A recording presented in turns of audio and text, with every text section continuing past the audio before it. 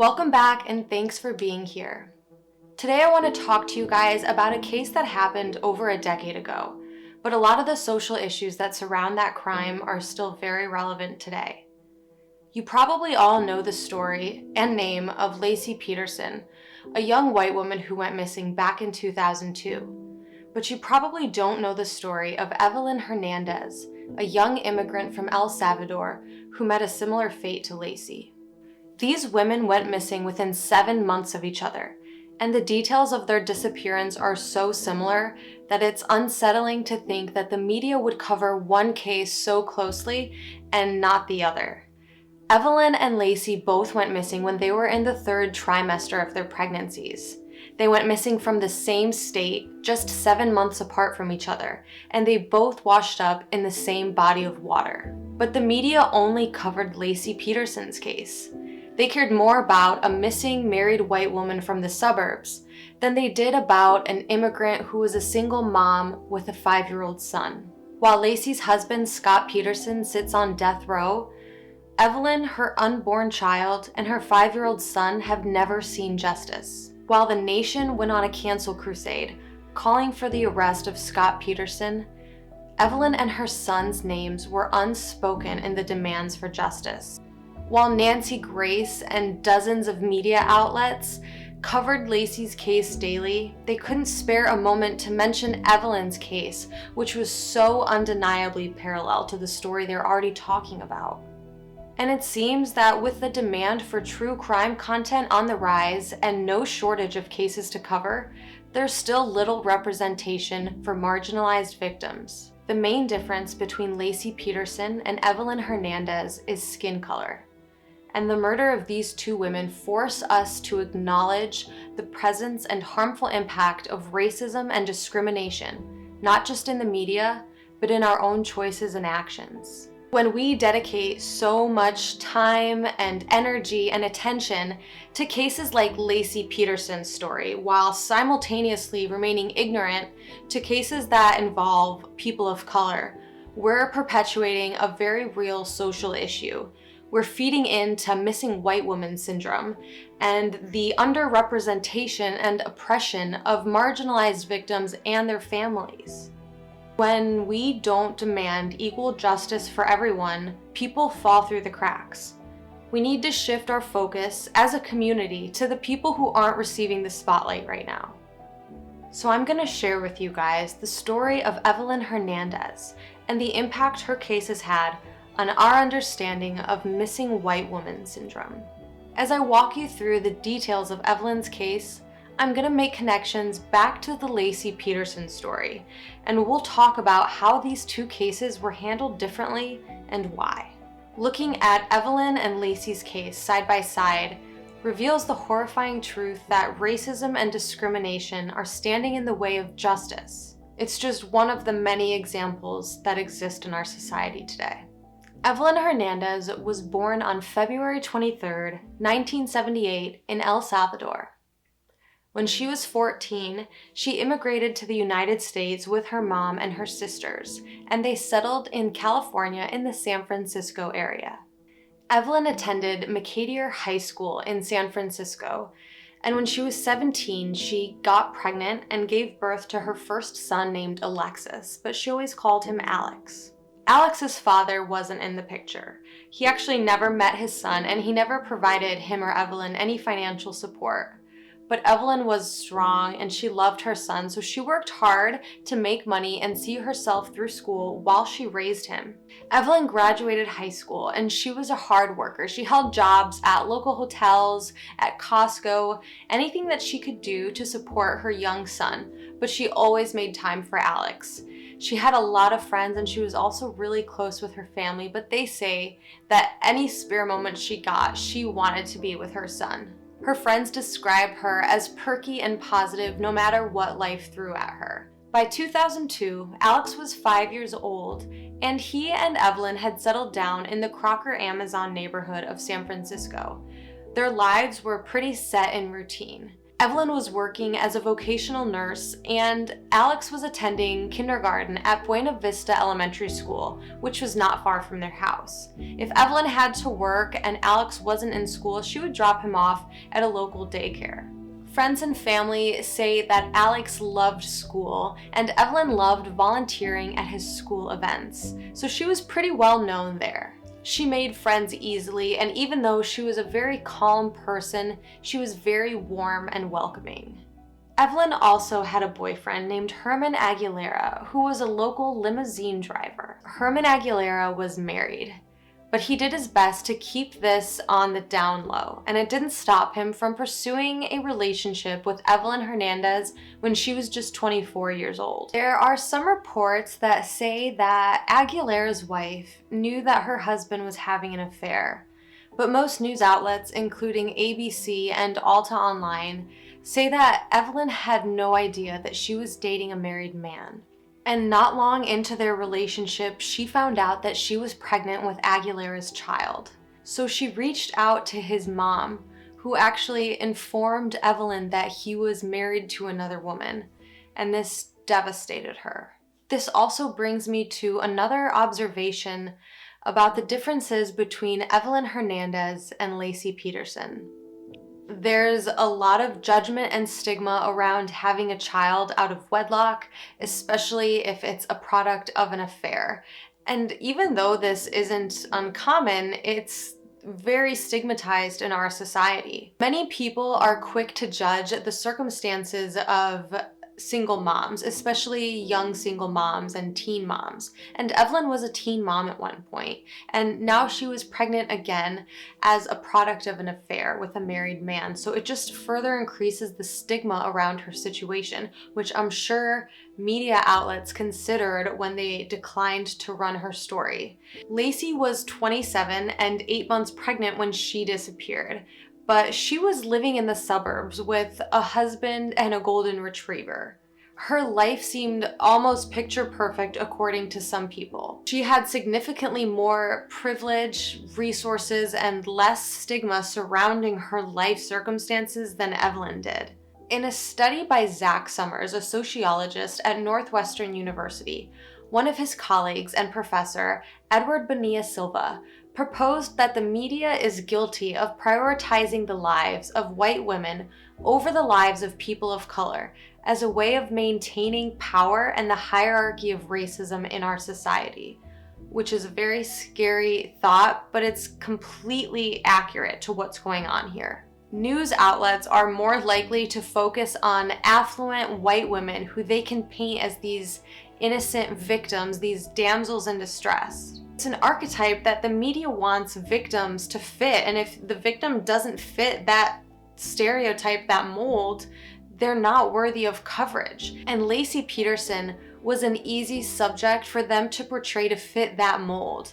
And unfortunately, Evelyn Hernandez's life, her life circumstances prevented her from fitting that mold, and thus getting media attention and police attention and public attention. From everything that I have been able to read or find about Evelyn Hernandez, she was a strong, inspirational woman that we could all learn from it. It's like everything that life threw at her, she was able to handle it with strength and dignity. She turned adversity into blessings. And I think that to me humanizes her on such an amazing level. And yet we're not seeing that in the news. They only want a certain type of victim, and that's just disgusting. That's like a form of victim blaming, because just because you're not the right type of victim, you're not worthy of justice. It's disgusting, and it has racism written all over it. I definitely think that Evelyn's life circumstances and just the stigma around it impacted her chances of, having her case being picked up by the media, but it ultimately came down to her skin tone, her ethnicity, her name even. By underrepresenting people of color in the media, especially marginalized victims, that's a form of cultural oppression and systematic racism. Even though Evelyn was persistent and optimistic and loving and determined, The media deemed her unimportant, but we know better now, and we're going to learn from this, and we're going to move forward in a way that demands inclusivity, especially when it comes to victims. Okay, now back to Evelyn's story. Evelyn is pregnant with Herman Aguilera's child, the limo driver, and she just called his mom and found out that he is actually married to somebody else.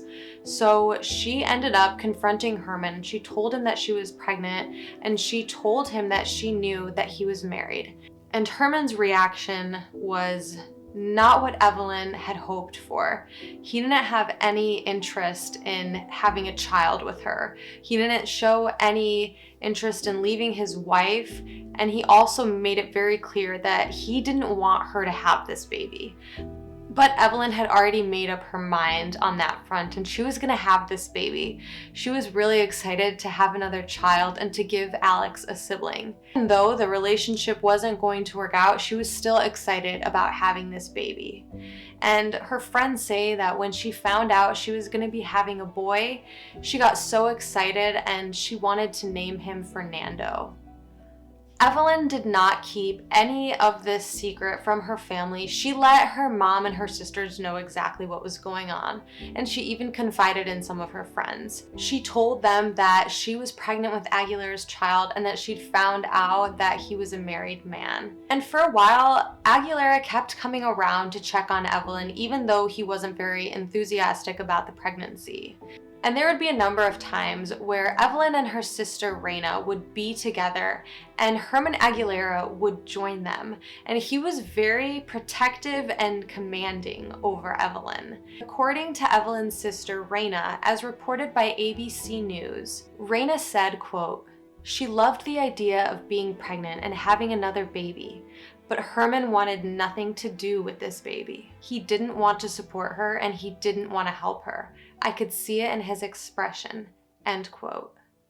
And from this point on, Reina said that she just got a bad feeling about Aguilera. Aguilera began initiating fights with Evelyn. At one point, Evelyn confided in her and some other friends that she was planning on pursuing some legal action to have Herman take responsibility and provide child support. Alex's father wasn't in the picture, remember, and he never once provided her or Alex with financial support, and she never had pursued it when Alex was first born, so she wanted to do things differently this time and make sure that she and her children were financially taken care of. We don't know if Evelyn ever introduced this idea to Aguilera. We just know that she'd mentioned it a couple of times to friends and family. So despite in the rift in the relationship between Evelyn and Herman Aguilera, Evelyn was really excited to have this baby, and she had a due date set for May 7th, 2002. But unfortunately, Evelyn's friends and family would never be there to support her on that due date. On April 30th, 2002, Evelyn had her last conversations with family members. She spoke to two of her sisters on the phone, and they discussed plans for an upcoming baby shower. She also spoke to Herman Aguilera on the phone that afternoon. It's unclear whether the two made plans to meet or what they talked about. But on May 1st, 2002, Evelyn Hernandez, her unborn child, and her son Alex, who was just 5 years old, would go missing and never be heard from again. The day started out as normal, and Evelyn was seen at Buena Vista Elementary School picking up her son from school. Her debit card was also used a couple of times, but after being seen at Alex's school, the pair was never seen again. They were reported exactly 1 week later on May 7th, Evelyn's due date. Herman Aguilera was the one who reported them missing, and he went to police and told them that he was worried about his missing girlfriend, who was also pregnant. And at first, the police came up with a theory that she had just run away to have her baby in private due to the scandal surrounding her pregnancy. When they heard that she was pregnant out of wedlock for the second time and that the baby daddy was a married man, I guess it made sense to the police that she would just go into hiding to have her baby in secrecy. So they thought she was just gonna turn up. There wasn't a lot of immediate action around her case, and it took her friends and family like pounding the pavement for the police to really pay attention to what they had to say. Friends and family were handing out flyers around the city, and they had gone to the police and they expressed that they were very suspicious about her disappearance. They worried that foul play could have been involved because she was planning to have her baby at home, they said. She had not mentioned to anyone that she was just gonna like go off and have her baby in private. This prompted police to actually go and check out her house and see if there were any clues, which is something that they should have done on day one. But this took a couple of days. When they went to search her home, they found her hospital go bag packed and ready to go by the door. And this is like the type of bag that you would take to the hospital when you're ready to deliver so that you have like your clothes and stuff. And if their theory had been correct that she went to go have this baby somewhere else, she would have logically taken that bag with her. So it didn't make sense that it was still there in her home. Her and Alex's passports were still there. Everything in the apartment was left as it should be. There was food in the fridge. So it really didn't seem like Evelyn and Alex would have just up and left. The only thing that was missing was her wallet. Now, at the time of her disappearance, her family informed the police that Evelyn's English wasn't that good and she didn't have any access to a car. So they were a little concerned of how she would have been able to get around and leave the city, especially when she's so heavily pregnant and has a 5-year-old with her. They could only hope that, because she had her wallet with her, she might be able to get from place to place. But it was a horrific discovery when a couple of days after being reported missing, Evelyn's wallet turned up near a gas station in San Francisco. The wallet was completely intact. It had her ID, 2 $20 bills, and an uncashed check with Evelyn's name on it. So they knew it was her wallet. What was even more disturbing about this discovery was that the gas station it was found at happens to be a frequently used gas station by the nearby limousine company. And that specific limousine company was the one that Herman Aguilera worked for. So the area in this city where they found the wallet was very close to a location that was frequently visited by Aguilera. That's a pretty concerning piece of evidence, right? And now I want to draw back to the Laci Peterson case and draw some comparisons, because when Laci went missing, within hours of her disappearance, the police and the community and her entire family were up in arms, searching high and low, putting out the word, be on the lookout. They were on the news, and her case began making headlines within 24 hours of her disappearance. Police sprang into action right away, and so did the court of public opinion. Everybody right away was calling for justice. They were pointing out Scott Peterson. The case had so much attention. It was like people were obsessed. You can spend hours online just, you can spend hours online just focusing on content from the Laci Peterson case, and even years and years later, there's been Oxygen specials and, Dr. Phil appearances about the case. It's just gotten so much attention. But on the other hand, Evelyn Hernandez wasn't reported missing until a week after her murder. And I don't think that this was because her family didn't care.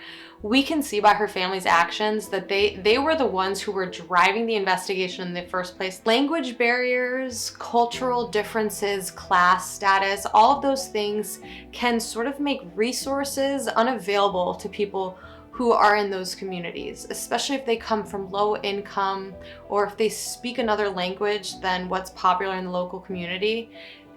Resources can be harder for them to seek out, or they may not be aware that they have those resources at their disposal.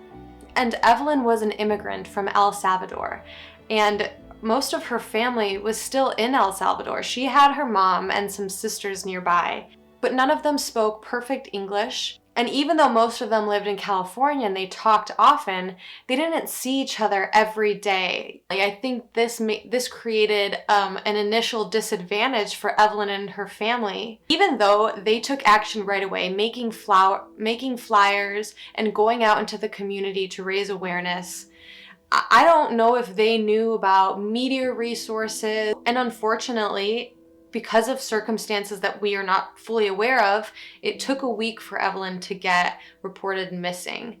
And it took even longer for police to take action into her case. It's very rare for a pregnant woman to go missing, especially a pregnant woman who's a week away from her due date. So this should have initially sparked police attention, especially when they heard about, the man who's coming forward to report them. He's the baby daddy who's also married. That's definitely an interesting factor in that relationship. And what we know about the statistics of female homicide, it's often, a current or previous love interest, right? So I don't understand why there wasn't a sense of urgency with it. Really, I think comes down to systematic racism. And this is just me speculating, but I think that it probably was easier for them to be like, all right, well, let's just wait and see if she turns up. She might turn up. There's no one who's really pressing their thumb down on us to get this job done and go out there and find her. So we'll see if she turns up. Whereas with Laci Peterson, her entire family on Christmas Eve was like, find our daughter. We're demanding justice. The media and the public were kicked into instant action when Laci Peterson disappeared. There was a sense of urgency and a call to action that we need to match in cases like Evelyn Hernandez. In a sense, we, the public, have a power. We have the power to influence, and when the media influences police action, we need to take this into account. We need to demand the same attention and justice for people like Evelyn as we are for people like Laci. We start investing ourselves in their stories, we start sharing those stories and uplifting those voices, the media will follow because, even if it's not for the right reasons, they're driven by ratings, they're driven by, clickbait and stuff that's going to capture our attention. And right now, it's heavily influenced by systematic racism. And if we can start to combat that by proving to them that we want to see other types of content, we want to see other stories, we want to hear other voices and have full representation, they're going to be forced to give us that or see their ratings drop. No longer will it satisfy their agenda to feed into racism and cultural oppression. They'll be forced to be inclusive because their ratings and the money will depend on it. News outlets cover cases that they think we're going to be invested in. So we need to show them that we're invested in diversity. And it's going to take time and it's going to take the masses. But it's possible. And the more we're aware about what we're watching, what we're feeding into, what we're clicking on and paying attention to and feeding into, the more we're aware, the more action we're going to be able to take against it. Evelyn's case should have been handled the same way Laci's case was, but it wasn't. A few months after her disappearance in August of 2002, Evelyn's remains washed up in the San Francisco Bay. What remained of her was barely a torso and a leg. They never found the rest of her, and they never found her unborn baby, Fernando. Because of the advanced decomposition on the torso, medical examiners couldn't determine if she'd actually given birth to her baby or not. And what just makes it worse is that her son, Alex, has never been found. We don't know what happened to Evelyn, Fernando, or Alex. But the end that Evelyn saw is eerily similar to Laci Peterson. For those of you who are familiar with the Laci Peterson case, you'll recognize that this was very similar to the way that Laci was discovered in the San Francisco Bay. But the body of her unborn child, Connor, was actually found. The way that these two heavily pregnant women disappeared and the way that their remains were found are just so similar that it's astounding that we don't hear these names side by side more often. Little is known about how Laci Peterson actually disappeared. They think that she was walking her dog. There's a lot of controversy behind the Laci Peterson case and whether or not people think that Scott Peterson, her husband, is guilty of her murder. And I think he is. I don't think my opinion's going to change on that. The similarity between these two cases doesn't fully change my opinion on that. But I don't know, it's so crazy to think about that these things happened so close to each other in the same area, and there's just so many similar qualities to the crimes. It's very disturbing. Evelyn's family did everything that they could to be vocal and persistent when it came to getting coverage about her case. And there were a couple of articles that were run in the local paper about her, but not nearly as much as they ended up seeing about Laci Peterson. And this was very traumatic and triggering for her family and friends because when they saw the Laci Peterson story hit headlines, it resonated with them. They were instantly reminded of what happened to Evelyn. But there was so much more uproar and public attention for Laci than there was for Evelyn. And the differences between these two women are strikingly obvious, and the difference in how their cases were handled reflect that. But unlike Laci's case, Evelyn hasn't seen justice. We don't know who did this to her. Although there's a lot of suspicion and speculation around Herman Aguilera, he did provide an alibi. His wife came forward and said that on the day Evelyn and Alex disappeared, Herman had been with her the entire day and night. And yes, she's his wife and she could just be covering for him. Police took her word, and even though she's his wife and she would have good reason to lie for him, this was enough to clear his name. Even though they claimed that they were intensely questioning him, they also released a statement saying that they do not believe that he is a person of interest or a suspect in the case. They also cleared Alex's biological father as a suspect, so that really leaves us with 0 leads in this case. And in September of 2002, Herman Aguilera hired a lawyer and stopped cooperating with police. Since then, the case has grown cold and there's been no new developments.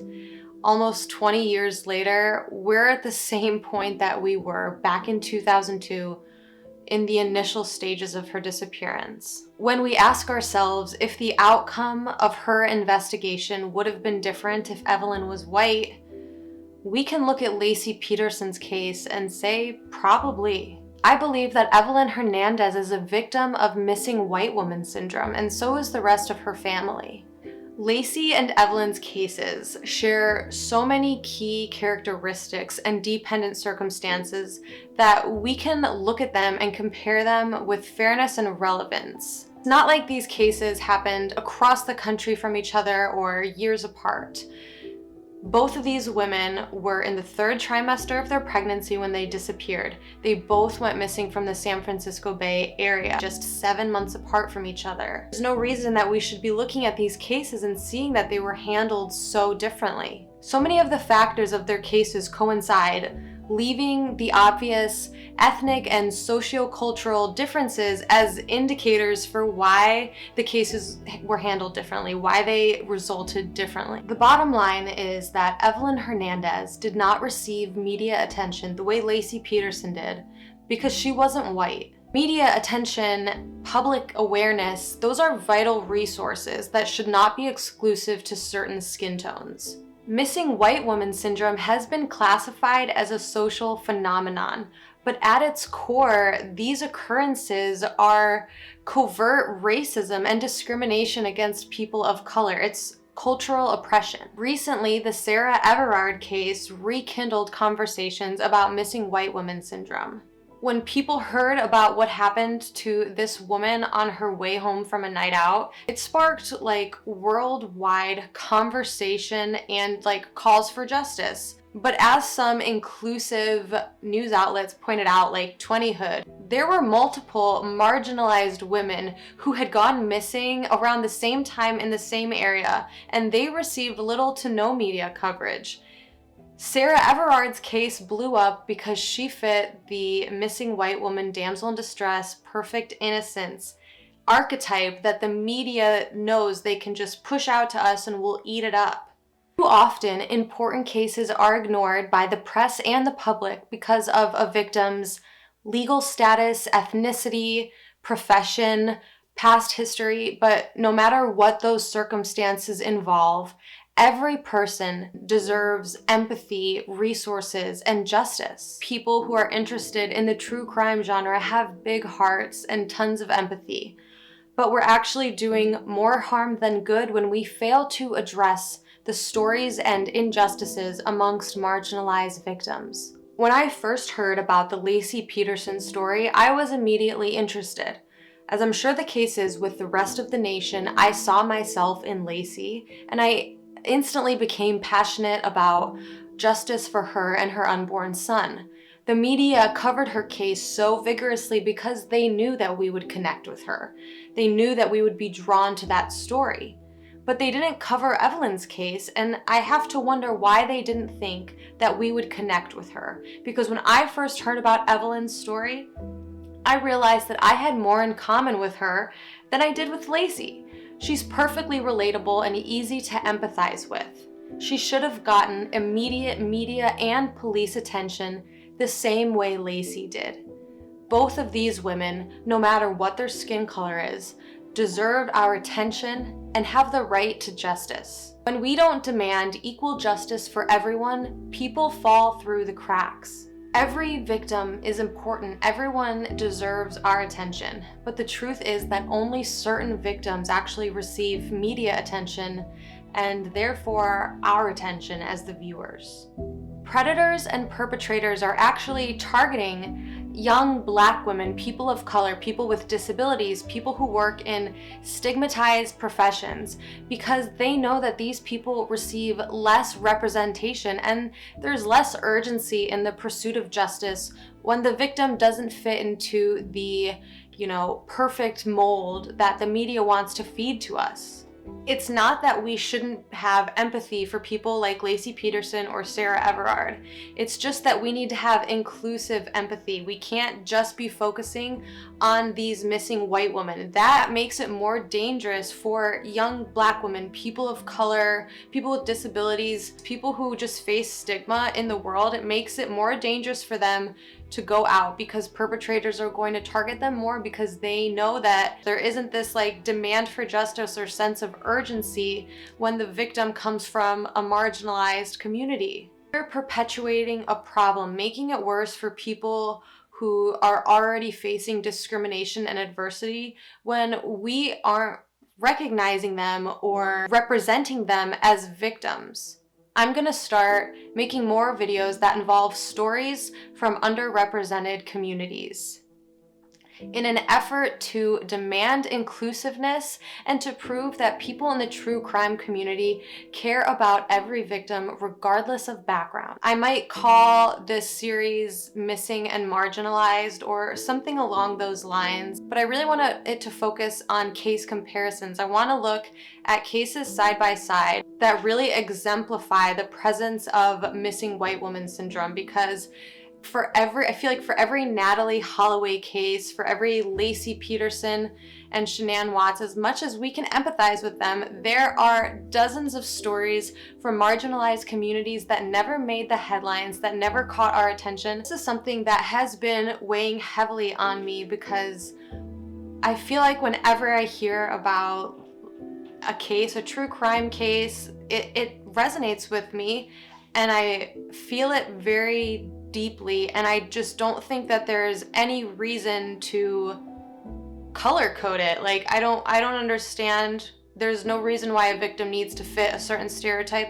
Each one of us is dimensional. None of us is perfect. We all have messy parts of our lives, and I'm sick and tired of hearing justifications for why victims are becoming victims. It's disgusting, and I want to talk about it more.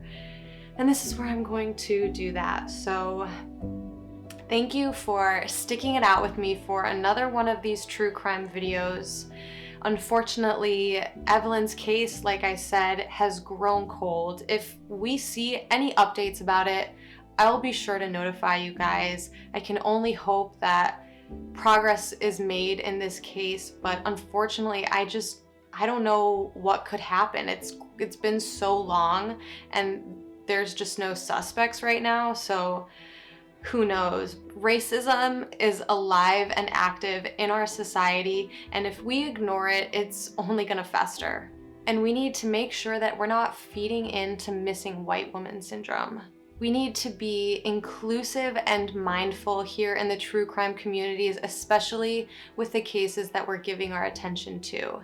We need to keep the names of victims alive in our cries for actions, regardless of skin color, regardless of background, regardless of past mistakes or misfortune. So once again, thank you for being here.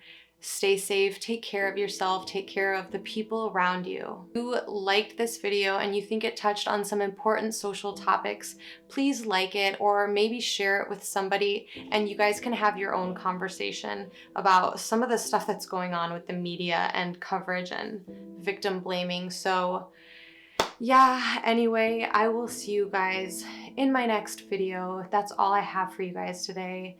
Hit that subscribe button before you go. But also stay healthy and stay safe because this is a crazy world. So be careful out there, but also be there for each other, okay? So that's all I have to say, and I will see you guys next time.